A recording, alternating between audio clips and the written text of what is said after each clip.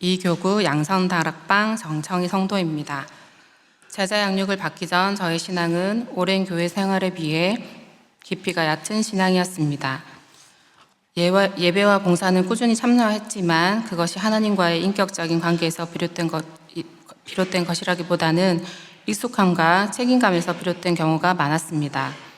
말씀을 읽고 기도는 했지만 형식적인 시간에 그치는 날이 많았고 삶의 문제 앞에서는 여전히 제 생각과 경험이 먼저 의지하곤 했습니다.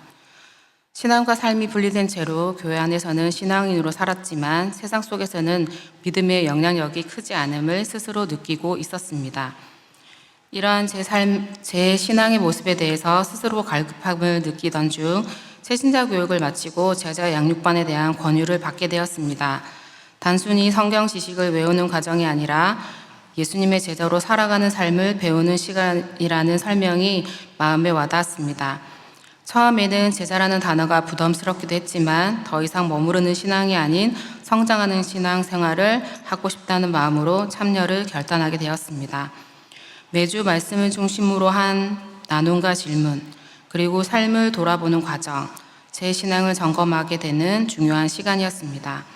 제자 양육을 받는 동안 가장 큰 은혜는 말씀을 아는 것에서 살아내는 것으로 바라보게 되었다는 점입니다.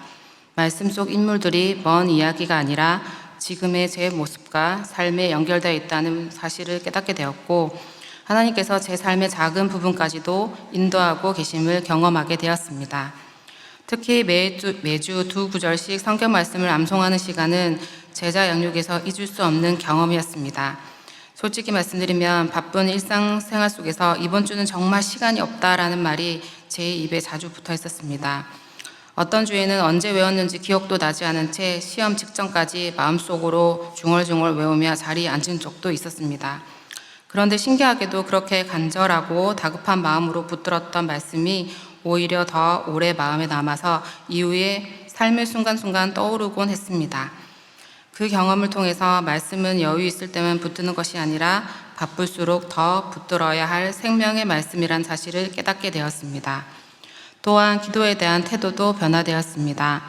응답을 구하는 기도에서 하나님의 뜻을 묻고 기다리는 기도로 바뀌면서 삶의 선택 앞에서 이전보다 더 신중하고 겸손해질 수 있었습니다.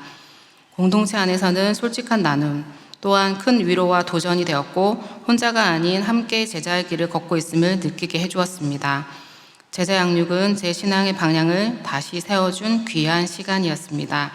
이제는 교회를 다니는 신자가 아니라 예수님을 따르는 제자로 살아가고 싶다는 분명한 고백이 생겼습니다. 완벽하진 않지만 말씀 안에서 서는 삶, 선택의 순간마다 예수님이라면 어떻게 하셨을지를 묻는 삶을 살기로 결단합니다.